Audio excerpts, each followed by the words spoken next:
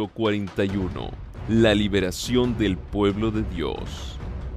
Cuando los que honran la ley de Dios hayan sido privados de la protección de las leyes humanas, empezará en varios países un movimiento simultáneo para destruirlos. Conforme vaya acercándose el tiempo señalado en el decreto, el pueblo conspirará para extirpar la secta aborrecida. Se convendrá en dar una noche el golpe decisivo que reducirá completamente al silencio la voz disidente y reprensora.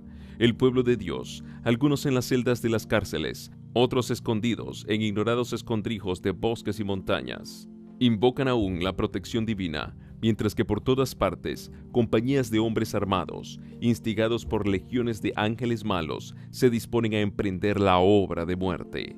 Entonces, en la hora de supremo apuro es cuando el Dios de Israel intervendrá para librar a sus escogidos. El Señor dice: vosotros tendréis canción, como en noche en que se celebra Pascua, y alegría de corazón, como el que va al monte de Jehová, al fuerte de Israel. Y Jehová hará oír su voz potente, y hará ver el descender de su brazo con furor de rostro, y llama de fuego consumidor, con dispersión, con avenida y piedra de granizo. Isaías 30, 29 y 30. Multitudes de hombres perversos profiriendo gritos de triunfo, burlas e imprecaciones, están a punto de arrojarse sobre su presa, cuando de pronto densas tinieblas, más sombrías que la oscuridad de la noche, caen sobre la tierra. Luego un arco iris, que refleja la gloria del trono de Dios, se extiende de un lado a otro del cielo y parece envolver a todos los grupos en oración. Las multitudes encolerizadas se sienten contenidas en el acto. Sus gritos de burla expiran en sus labios. Olvidan el objeto de su ira sanguinaria.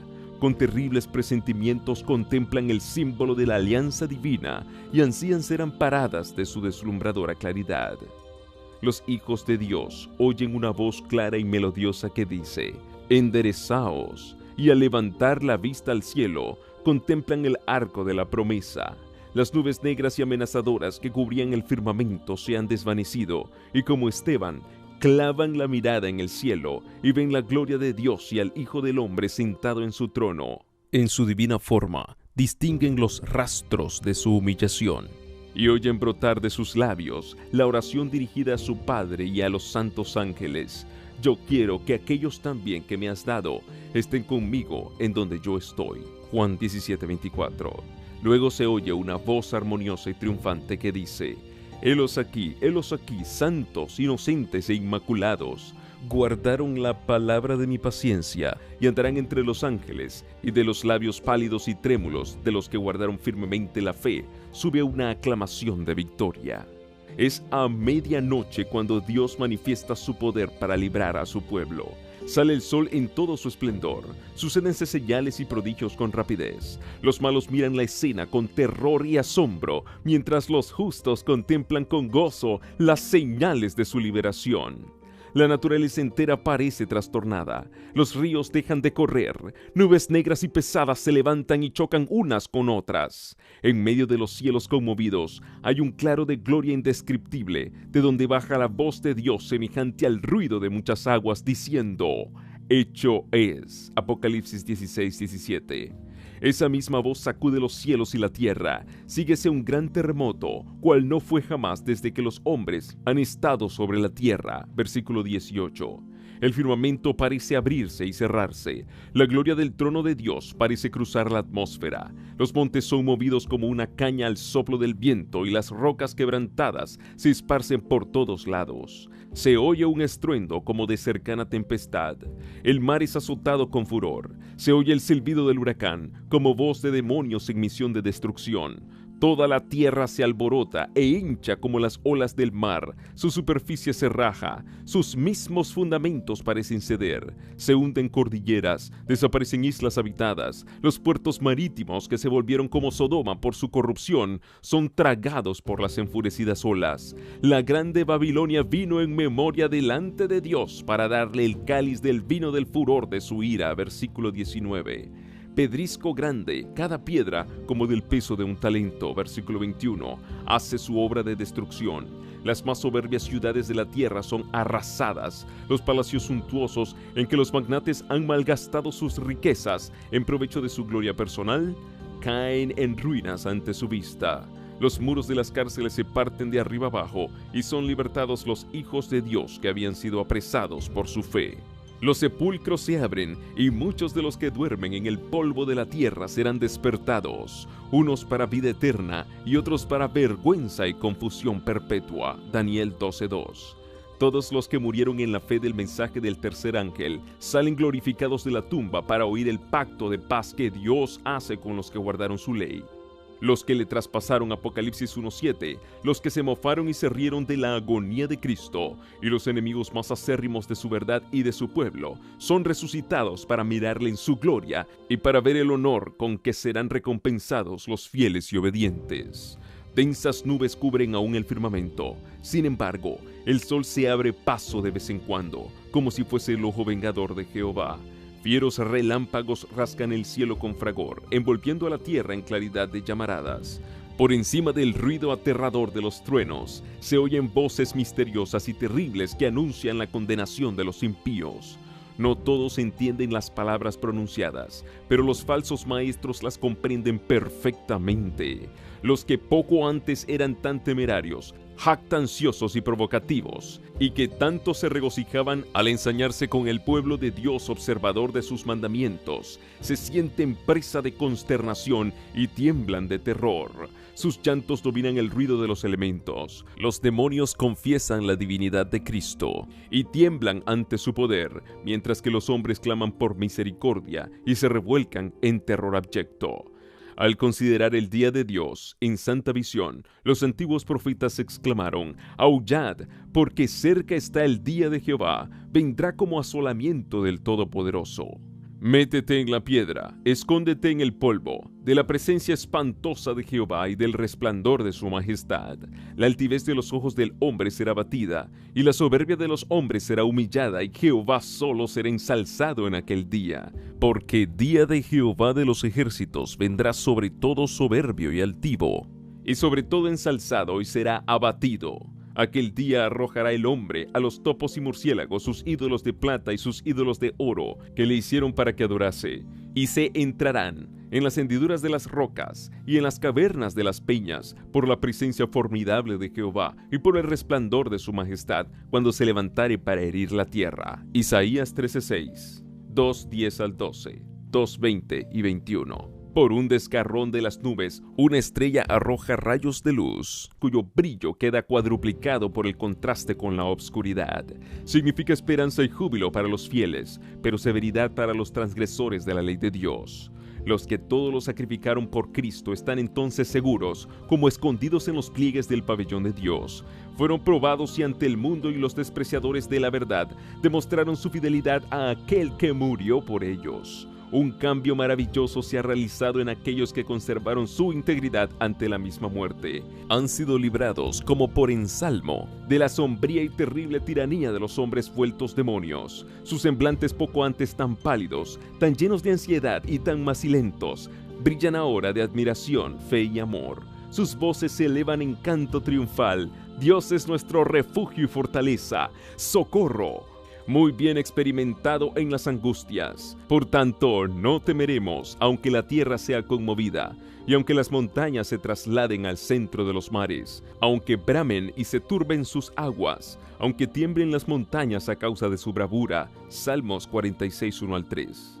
Mientras estas palabras de santa confianza se elevan hacia Dios, las nubes se retiran y el cielo estrellado brilla con esplendor indescriptible en contraste con el firmamento negro y severo en ambos lados. La magnificencia de la ciudad celestial rebosa por las puertas entreabiertas. Entonces aparece en el cielo una mano que sostiene dos tablas de piedra puestas una sobre otra. El profeta dice: denunciarán los cielos su justicia, porque Dios es el juez. Salmo 56. Esta ley santa, justicia de Dios, que entre truenos y llamas fue proclamada desde el Sinaí como guía de la vida, se revela ahora a los hombres como norma del juicio. La mano abre las tablas en las cuales se ven los preceptos del decálogo inscritos como con letras de fuego. Las palabras son tan distintas que todos pueden leerlas. La memoria se despierta, las tinieblas de la superstición y de la herejía desaparecen de todos los espíritus, y las 10 palabras de Dios, breves, inteligibles y llenas de autoridad, se presentan a la vista de todos los habitantes de la tierra. Es imposible describir el horror y la desesperación de aquellos que pisotearon los santos preceptos de Dios. El Señor les había dado su ley con la cual hubieran podido comparar su carácter y ver sus defectos, mientras que había aún oportunidad para arrepentirse y reformarse. Pero con el afán de asegurarse el favor del mundo, pusieron a un lado los preceptos de la ley y enseñaron a otros a transgredirlos. Se empeñaron en obligar al pueblo de Dios a que profanase su sábado. Ahora los condena aquella misma ley que despreciaran y echan de ver que no tienen disculpa. Eligieron a quien querían servir y adorar. Entonces vosotros volveréis y echaréis de ver la diferencia que hay entre el justo y el injusto, entre aquel que sirve a Dios y aquel que no le sirve. Malaquías 3:18. Los enemigos de la ley de Dios, desde los ministros hasta el más insignificante entre ellos, adquieren un nuevo concepto de lo que es la verdad y el deber. Reconocen demasiado tarde que el día de reposo del cuarto mandamiento es el sello del Dios vivo. Ven demasiado tarde la verdadera naturaleza de su falso día de reposo y el fundamento arenoso sobre el cual construyeron. Se dan cuenta de que han estado luchando contra Dios. Los maestros de la religión condujeron las almas a la perdición mientras profesaban guiarlas hacia las puertas del paraíso. No se sabrá antes del día del juicio final cuán grande es la responsabilidad de los que desempeñan un cargo sagrado y cuán terribles son los resultados de su infidelidad. Solo en la eternidad podrá apreciarse debidamente la pérdida de una sola alma. Terrible será la suerte de aquel a quien Dios diga: apártate, mal servidor. Desde el cielo se oye la voz de Dios que proclama el día y la hora de la venida de Jesús y promulga a su pueblo el pacto eterno. Sus palabras resuenan por la tierra como el estruendo de los más estrepitosos truenos. El Israel de Dios escucha con los ojos elevados al cielo. Sus semblantes se iluminan con la gloria divina y brillan cual brillara el rostro de Moisés cuando bajó del Sinaí. Los malos no los pueden mirar, y cuando la bendición es pronunciada sobre los que honraron a Dios, santificando su sábado, se oye un inmenso grito de victoria. Pronto aparece en el este una pequeña nube negra, de un tamaño como la mitad de la palma de la mano. Es la nube que envuelve al Salvador, y que a la distancia parece rodeada de oscuridad. El pueblo de Dios sabe que es la señal del Hijo del Hombre. En silencio solemne la contemplan mientras va acercándose a la tierra, volviéndose más luminosa y más gloriosa, hasta convertirse en una gran nube blanca, cuya base es como fuego consumidor, y sobre ella el arco iris del pacto. Jesús marcha al frente como un gran conquistador. Ya no es varón de dolores que haya de beber el amargo cáliz de la ignominia y de la maldición. Victorioso en el cielo y en la tierra, viene a juzgar a vivos y muertos. Fiel y veraz, en justicia juzga y hace guerra, y los ejércitos que están en el cielo le seguían. Apocalipsis 19, 11 y 14. Con cantos celestiales los santos ángeles, en inmensa e innumerable muchedumbre, le acompañan en el descenso. El firmamento parece lleno de formas radiantes, millones de millones y millares de millares. Ninguna pluma humana puede describir la escena, ni mente mortal alguna es capaz de concebir su esplendor. Su gloria cubre los cielos y la tierra se llena de su alabanza. También su resplandor es como el fuego. Habacuc 3, 3 y 4. A medida que va acercándose la nube viviente, todos los ojos ven al príncipe de la vida. Ninguna corona de espinas hiere ya sus sagradas sienes, ceñidas ahora por gloriosa diadema. Su rostro brilla más que la luz deslumbradora del sol de mediodía. Y en su vestidura y en su muslo tiene escrito este nombre: Rey de Reyes y Señor de Señores. Apocalipsis 19:16. Ante su presencia hanse tornado pálidos todos los rostros. El terror de la desesperación eterna se apodera de los que han rechazado la misericordia de Dios. Se deslíe el corazón y se baten las rodillas, y palidece el rostro de todos. Jeremías 36, Nahum 2:10. Los justos gritan temblando: ¿quién podrá estar firme? Termina el canto de los ángeles y sigue un momento de silencio aterrador. Entonces se oye la voz de Jesús que dice: Bástaos mi gracia. Los rostros de los justos se iluminan, y el corazón de todos se llena de gozo. Y los ángeles entonan una melodía más elevada y vuelven a cantar al acercarse aún más a la tierra. El Rey de Reyes desciende en la nube, envuelto en llamas de fuego. El cielo se recoge como un libro que se enrolla. La tierra tiembla ante su presencia y todo monte y toda isla se mueven de sus lugares. Vendrá nuestro Dios y no callará. Fuego consumirá delante de él, y en derredor suyo habrá tempestad grande. Convocará a los cielos de arriba y a la tierra para juzgar a su pueblo. Salmos 53 y 4. Y los reyes de la tierra, y los príncipes, y los ricos, y los capitanes, y los fuertes, y todo siervo y todo libre se escondieron en las cuevas, y entre las peñas de los montes, y decían a los montes y a las peñas: caed sobre nosotros y escondednos de la cara de aquel que está sentado sobre el trono, y de la ira del Cordero, porque el gran día de su ira es venido. ¿Y quién podrá estar firme? Apocalipsis 6, 15 al 17. Cesaron las burlas. Callan los labios mentirosos, el choque de las armas y el tumulto de la batalla, con revolcamiento de vestidura en sangre. Isaías 9:5. Han concluido. Solo se oyen ahora voces de oración, llanto y lamentación. De las bocas que se mofaban poco antes, estalla el grito: el gran día de su ira es venido. ¿Y quién podrá estar firme? Los impíos piden ser sepultados bajo las rocas de las montañas, antes que ver la cara de aquel a quien han despreciado y rechazado. Conocen esa voz que penetra hasta el oído de los muertos. ¿Cuántas veces sus tiernas y quejumbrosas modulaciones no los han llamado al arrepentimiento? ¿Cuántas veces no ha sido oída en las conmovedoras exhortaciones de un amigo, de un hermano, de un redentor? Para los que rechazaron su gracia, ninguna otra podría estar tan llena de condenación ni tan cargada de acusaciones como esta voz que tan a menudo exhortó con estas palabras: Volveos, volveos de vuestros caminos malos, pues ¿por qué moriréis? Ezequiel 33:11. Oh, si solo fuera para ellos la voz de un extraño. Jesús dice: por cuanto llamé y no quisisteis, extendí mi mano y no hubo quien escuchase. Antes desechasteis todo consejo mío y mi reprensión no quisisteis. Proverbios 1, 24 y 25. Esa voz despierta recuerdos que ellos quisieran borrar, de avisos despreciados, invitaciones rechazadas, privilegios desdeñados. Allí están los que se mofaron de Cristo en su humillación.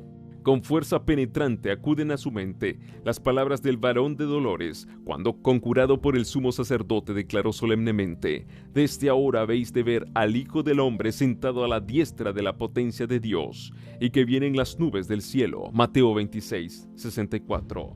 Ahora le ven en su gloria, y deben verlo aún sentado a la diestra del poder divino. Los que pusieron en ridículo su acerto de ser el Hijo de Dios enmudecen ahora. Allí está el altivo Herodes, que se burló de su título real y mandó a los soldados escarnecedores que le coronaran. Allí están los hombres mismos que con manos impías pusieron sobre su cuerpo el manto de grana, sobre sus sagradas sienes la corona de espinas, y en su dócil mano un cetro burlesco, y se inclinaron ante él con burlas de blasfemia. Los hombres que golpearon y escupieron al príncipe de la vida tratan de evitar ahora su mirada penetrante y de huir de la gloria abrumadora de su presencia. Los que atravesaron con clavos sus manos y sus pies, los soldados que le abrieron el costado, consideran esas señales con terror y remordimiento. Los sacerdotes y los escribas recuerdan los acontecimientos del Calvario con claridad aterradora. Llenos de horror recuerdan cómo, moviendo sus cabezas con arrebato satánico, exclamaron: a otro salvó, a sí mismo no puede salvar. Si es el Rey de Israel, descienda ahora de la cruz y creeremos en él. Confió en Dios, líbrele ahora si le quiere. Mateo 27, 42 y 43. Recuerdan a lo vivo la parábola de los labradores que se negaron a entregar a su señor los frutos de la viña, que maltrataron a sus siervos y mataron a su hijo. También recuerdan la sentencia que ellos mismos pronunciaron: a los malos destruirá miserablemente el Señor de la viña. Los sacerdotes y escribas ven en el pecado y en el castigo de aquellos malos labradores su propia conducta y su propia inmerecida suerte, y entonces se levanta un grito de agonía mortal, más fuerte que los gritos de sea crucificado, que resonaron por las calles de Jerusalén. Estalla el clamor terrible y desesperado: es el Hijo de Dios, el verdadero Mesías.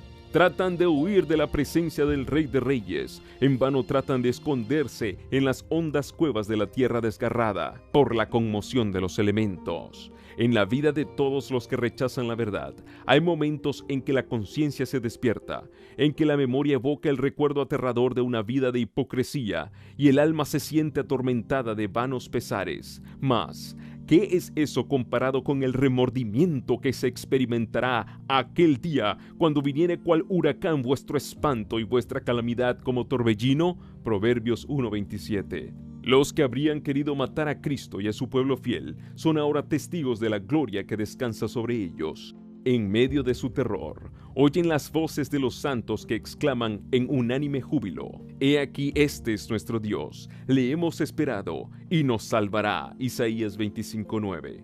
Entre las oscilaciones de la tierra, las llamaradas de los relámpagos y el fragor de los truenos, el Hijo de Dios llama a la vida a los santos dormidos. Dirige una mirada a las tumbas de los justos y levantando luego las manos al cielo exclama: Despertaos, despertaos, despertaos los que dormís en el polvo y levantaos. Por toda la superficie de la tierra los muertos oirán esa voz, y los que la oigan vivirán, y toda la tierra repercutirá bajo las pisadas de la multitud extraordinaria de todas las naciones, tribus, lenguas y pueblos. De la prisión de la muerte sale revestida de gloria inmortal gritando: ¿Dónde está, oh muerte, tu aguijón? ¿Dónde, oh sepulcro, tu victoria? 1 Corintios 15:55. Y los justos vivos unen sus voces a las de los santos resucitados en prolongada y alegre aclamación de victoria. Todos salen de sus tumbas de igual estatura que cuando en ellas fueran depositados. Adán, que se encuentra entre la multitud resucitada, es de soberbia altura y formas majestuosas, de porte poco inferior al del Hijo de Dios. Presenta un contraste notable con los hombres de las generaciones posteriores. En este respecto se nota la gran degeneración de la raza humana, pero todos se levantan con la lozanía y el vigor de eterna juventud.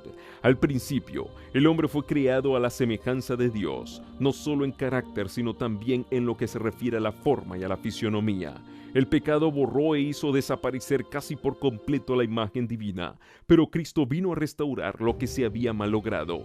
Él transformará nuestros cuerpos viles y los hará semejantes a la imagen de su cuerpo glorioso. La forma mortal y corruptible, desprovista de gracia, manchada en otro tiempo por el pecado, se vuelve perfecta, hermosa e inmortal. Todas las imperfecciones y deformidades quedan en la tumba, reintegrados en su derecho al árbol de la vida. En el desde tanto tiempo perdido Edén, los redimidos crecerán hasta alcanzar la estatura perfecta de la raza humana en su gloria primitiva. Las últimas señales de la maldición del pecado serán quitadas, y los fieles discípulos de Cristo aparecerán en la hermosura de Jehová nuestro Dios, reflejando en espíritu, cuerpo y alma la imagen perfecta de su Señor. Oh maravillosa redención, tan descrita y tan esperada, contemplada con anticipación febril, pero jamás enteramente comprendida. Los justos vivos son mudados en un momento, en un abrir de ojo, a la voz de Dios fueron glorificados, ahora son hechos inmortales y juntamente con los santos resucitados, son arrebatados para recibir a Cristo su Señor en los aires. Los ángeles juntarán sus escogidos de los cuatro vientos, de un cabo del cielo hasta el otro. Santos ángeles llevan niñitos a los brazos de sus madres.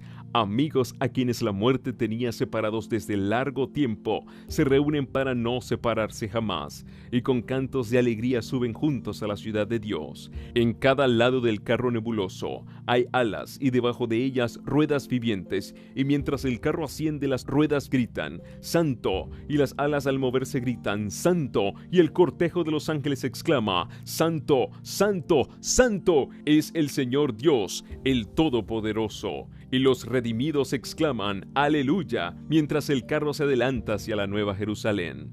Antes de entrar en la ciudad de Dios, el Salvador confiere a sus discípulos los emblemas de la victoria y los cubre con las insignias de su dignidad real. Las huestes resplandecientes son dispuestas en forma de un cuadrado hueco en derredor de su rey, cuya majestuosa estatura sobrepasa en mucho a la de los santos y de los ángeles, y cuyo rostro irradia amor benigno sobre ellos. De un cabo a otro de la innumerable hueste de los redimidos, toda mirada está fija en él. Todo ojo contempla la gloria de aquel cuyo aspecto fue desfigurado, más que el de cualquier hombre, y su forma más que la de los hijos de Adán. Sobre la cabeza de los vencedores, Jesús coloca con su propia diestra la corona de gloria. Cada cual recibe una corona que lleva su propio nombre nuevo, Apocalipsis 2:17, y la inscripción Santidad a Jehová. A todos se les pone en la mano la palma de la victoria y el arpa brillante. Luego que los ángeles que mandan dan la nota, todas las manos tocan con maestría las cuerdas de las arpas, produciendo dulce música en ricos y melodiosos acordes. Dicha indecible estremece todos los corazones, y cada voz se eleva en alabanzas de agradecimiento al que nos amó y nos ha lavado de nuestros pecados con su sangre, y nos ha hecho reyes y sacerdotes para Dios y su Padre. A Él sea gloria e imperio para siempre jamás. Apocalipsis 1, 5 y 6. Delante de la multitud de los redimidos se encuentra la ciudad santa. Jesús abre ampliamente las puertas de perla, y entran por ellas las naciones que guardaron la verdad. Allí contemplan el paraíso de Dios, el hogar de Adán en su inocencia. Luego se oye aquella voz más armoniosa que cualquier música que haya acariciado jamás el oído de los hombres, y que dice: vuestro conflicto ha terminado. Venid, benditos de mi Padre, heredad del reino preparado para vosotros desde la fundación del mundo. Entonces se cumple la oración del Salvador por sus discípulos. Padre, aquellos que me has dado, quiero que donde yo estoy, ellos estén también conmigo. A aquellos a quienes rescató con su sangre, Cristo los presenta al Padre, delante de su gloria, irreprensibles, con grande alegría, Judas 24, diciendo: heme aquí a mí, y a los hijos que me diste. A los que me diste yo los guardé. Oh maravillas del amor redentor, qué dicha aquella cuando el Padre Eterno, al ver a los redimidos, verá su imagen. Ya desterrada la discordia del pecado y sus manchas quitadas, y a lo humano una vez más en armonía con lo divino. Con amor inexpresable Jesús admite a sus fieles en el gozo de su Señor. El Salvador se regocija al ver en el reino de gloria las almas que fueron salvadas por su agonía y humillación. Y los redimidos participarán de este gozo, al contemplar entre los bienvenidos a aquellos a quienes ganaron para Cristo por sus oraciones, sus trabajos y sacrificios de amor. Al reunirse en torno del gran trono blanco, indecible alegría llenará sus corazones cuando noten a aquellos a quienes han conquistado para Cristo y vean que uno ganó a otros y estos a otros más, para ser todos llevados al puerto de descanso, donde depositarán sus coronas a los pies de Jesús y le alabarán durante los siglos sin fin de la eternidad. Cuando se da la bienvenida a los redimidos en la ciudad de Dios, un grito triunfante de admiración llena los aires. Los dos Adanes están a punto de encontrarse. El Hijo de Dios está en pie con los brazos extendidos para recibir al Padre de nuestra raza, al ser que Él creó, que pecó contra su Hacedor y por cuyo pecado el Salvador lleva las señales de la crucifixión. Al distinguir a Adán las cruentas señales de los clavos, no se echa en los brazos de su Señor, sino que se prosterna humildemente a sus pies exclamando: digno, digno es el Cordero que fue inmolado. El Salvador lo levanta con ternura y le invita a contemplar nuevamente la morada edénica de la cual ha estado desterrado por tanto tiempo. Después de su expulsión del Edén, la vida de Adán en la tierra estuvo llena de pesar. Cada hoja marchita, cada víctima ofrecida en sacrificio, cada ajamiento en el hermoso aspecto de la naturaleza, cada mancha en la pureza del hombre, le volvían a recordar su pecado. Terrible fue la agonía del remordimiento cuando notó que aumentaba la iniquidad y que en contestación a sus advertencias se le tachaba de ser él mismo causa del pecado. Con paciencia y humildad soportó por cerca de 1000 años el castigo de su transgresión. Se arrepintió sinceramente de su pecado y confió en los méritos del Salvador prometido y murió en la esperanza de la resurrección. El Hijo de Dios reparó la culpa y caída del hombre y ahora, merced a la obra de propiciación, Adán es restablecido a su primitiva soberanía. Transportado de dicha, contempla los árboles que hicieron una vez su delicia, los mismos árboles cuyos frutos recogiera en los días de su inocencia y dicha. Ve las vides que sus propias manos cultivaron, las mismas flores que se gozaba en cuidar en otros tiempos. Su espíritu abarca toda la escena, comprende que este es en verdad el Edén restaurado, y que es mucho más hermoso ahora que cuando él fue expulsado. El Salvador le lleva al árbol de la vida, toma su fruto glorioso y se lo ofrece para comer. Adán mira en torno suyo y nota a una multitud de los redimidos de su familia que se encuentra en el paraíso de Dios. Entonces arroja su brillante corona a los pies de Jesús y cayendo sobre su pecho, abraza al Redentor. Toca luego el arpa de oro y por las bóvedas del cielo repercute el canto triunfal: digno, digno, digno es el Cordero que fue inmolado y volvió a vivir.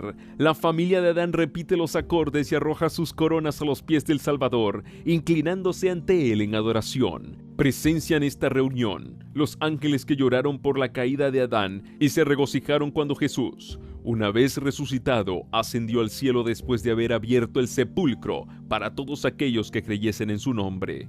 Ahora contemplan el cumplimiento de la obra de redención y unen sus voces al cántico de alabanza. Delante del trono, sobre el mar de cristal, ese mar de vidrio que parece revuelto con fuego por lo mucho que resplandece con la gloria de Dios, hállase reunida la compañía de los que salieron victoriosos de la bestia y de su imagen y de su señal y del número de su nombre. Con el Cordero en el monte de Sión, teniendo las arpas de Dios, están en pie los 144,000 que fueron redimidos de entre los hombres. Se oye una voz como el estruendo de muchas aguas y como el estruendo de un gran trueno, una voz de tañedores de arpas que tañían con sus arpas. Cantan un cántico nuevo delante del trono, un cántico que nadie podía aprender sino aquellos 144,000.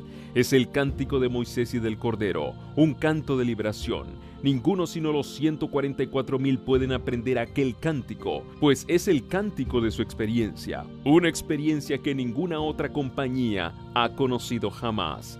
Son estos los que siguen al Cordero por donde quiera que fuere.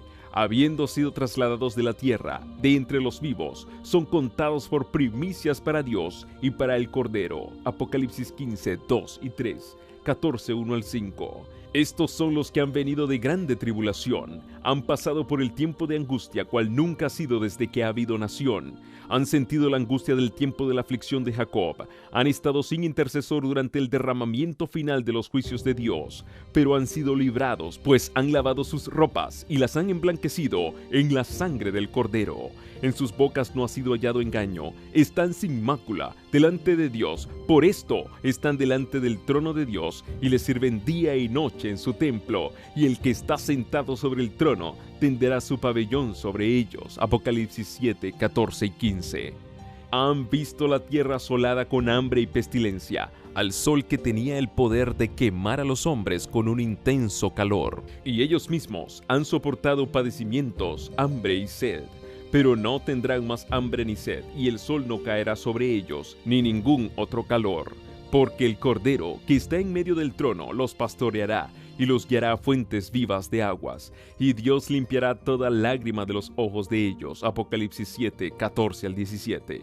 En todo tiempo, los elegidos del Señor fueron educados y disciplinados en la escuela de la prueba. Anduvieron en los senderos angostos de la tierra, fueron purificados en el horno de la aflicción. Por causa de Jesús sufrieron oposición, odio y calumnias. Le siguieron a través de luchas dolorosas, se negaron a sí mismos y experimentaron amargos desengaños. Por su propia dolorosa experiencia conocieron los males del pecado, su poder, la culpabilidad que entraña y su maldición, y lo miran con horror. Al darse cuenta de la magnitud del sacrificio hecho para curarlo, se sienten humillados ante sí mismos, y sus corazones se llenan de una gratitud y alabanza que no pueden apreciar los que nunca cayeron.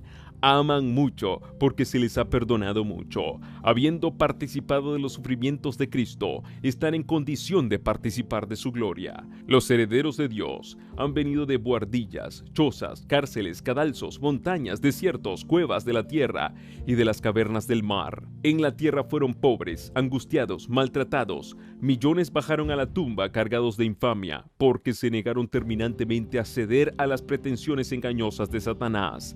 Los tribunales humanos los sentenciaron como a los más viles criminales, pero ahora Dios es el juez. Salmos 56. Ahora los fallos de la tierra son invertidos. Quitará la afrenta de su pueblo. Isaías 25:8. Y llamarles han pueblo santo, redimidos de Jehová. Él ha dispuesto darles gloria en lugar de ceniza, óleo de gozo en lugar de luto, manto de alegría en lugar del espíritu angustiado. Isaías 62:12, 61:3. Ya no seguirán siendo débiles, afligidos, dispersos y oprimidos. De aquí en adelante estarán siempre con el Señor. Están ante el trono, más ricamente vestidos que jamás lo fueron los personajes más honrados de la tierra. Están coronados con diademas más gloriosas que las que jamás ciñeron los monarcas de la tierra. Pasaron para siempre los días de sufrimiento y llanto. El Rey de Gloria ha secado las lágrimas de todos los semblantes. Toda causa de pesar ha sido alejada. Mientras agitan las palmas, dejan oír un canto de alabanza, claro, dulce y armonioso. Cada voz se une a la melodía hasta que entre las bóvedas del cielo repercute el clamor. Salvación a nuestro Dios que está sentado sobre el trono y al Cordero. Amén. La bendición y la gloria y la sabiduría y la acción de gracias y la honra y la potencia y la fortaleza sean a nuestro Dios para siempre jamás. Apocalipsis 7, 10 y 12. En esta vida podemos apenas empezar a comprender el tema maravilloso de la redención. Con nuestra inteligencia limitada, podemos considerar con todo fervor la ignominia y la gloria, la vida y la muerte, la justicia y la misericordia que se tocan en la cruz. Pero ni con la mayor tensión de nuestras facultades mentales llegamos a comprender todo su significado. La largura y anchura, la profundidad y altura del amor redentor se comprenden tan solo confusamente. El plan de la redención no se entenderá por completo ni siquiera cuando los rescatados vean cómo serán vistos ellos mismos y conozcan cómo serán conocidos. Pero a través de las edades sin fin, nuevas verdades se desplegarán continuamente ante la mente admirada y deleitada. Aunque las aflicciones, las penas y las tentaciones terrenales hayan concluido, y aunque la causa de ellas haya sido suprimida, el pueblo de Dios tendrá siempre un conocimiento claro e inteligente de lo que costó su salvación. La cruz de Cristo será la ciencia y el canto de los redimidos durante toda la eternidad. En el Cristo glorificado contemplarán al Cristo crucificado. Nunca olvidarán que aquel cuyo poder creó los mundos innumerables y los sostiene a través de la inmensidad del espacio, el amado de Dios, la majestad del cielo, aquel a quien los querubines y los serafines resplandecientes se deleitan en adorar, que se humilló para levantar al hombre caído, que llevó la culpa y el oprobio del pecado y sintió el ocultamiento del rostro de su Padre, hasta que la maldición de un mundo perdido quebrantó su corazón y le arrancó la vida en la cruz del Calvario. El hecho de que el hacedor de todos los mundos, el árbitro de todos los destinos, dejase su gloria y se humillase por amor al hombre, despertará eternamente la admiración y adoración del universo. Cuando las naciones de los salvos miren a su Redentor y vean la gloria eterna del Padre brillar en su rostro, cuando contemplen su rostro, que es desde la eternidad hasta la eternidad, y sepan que su reino no tendrá fin, entonces prorrumpirán en un cántico de júbilo. Digno es el Cordero que fue inmolado y nos ha redimido para Dios con su propia preciosísima sangre. El misterio de la cruz explica todos los demás misterios. A la luz que irradia del Calvario, los atributos de Dios que nos llenaban de terror respetuoso nos resultan hermosos y atractivos. Se ve que la misericordia, la compasión y el amor paternal se unen a la santidad, la justicia y el poder. Al mismo tiempo que contemplamos la majestad de su trono, tan grande y elevado, vemos su carácter en sus manifestaciones misericordiosas y comprendemos como nunca antes el significado del apelativo conmovedor, Padre Nuestro. Se echará de ver que aquel cuya sabiduría es infinita no hubiera podido idear otro plan para salvarnos que el sacrificio de su Hijo. La compensación de este sacrificio es la dicha de poblar la tierra con seres rescatados, santos, felices e inmortales. El resultado de la lucha del Salvador contra las potestades de las tinieblas es la dicha de los redimidos, la cual contribuirá a la gloria de Dios por toda la eternidad. Y tal es el valor del alma, que el Padre está satisfecho con el precio pagado, y Cristo mismo, al considerar los resultados de su gran sacrificio, no lo está menos.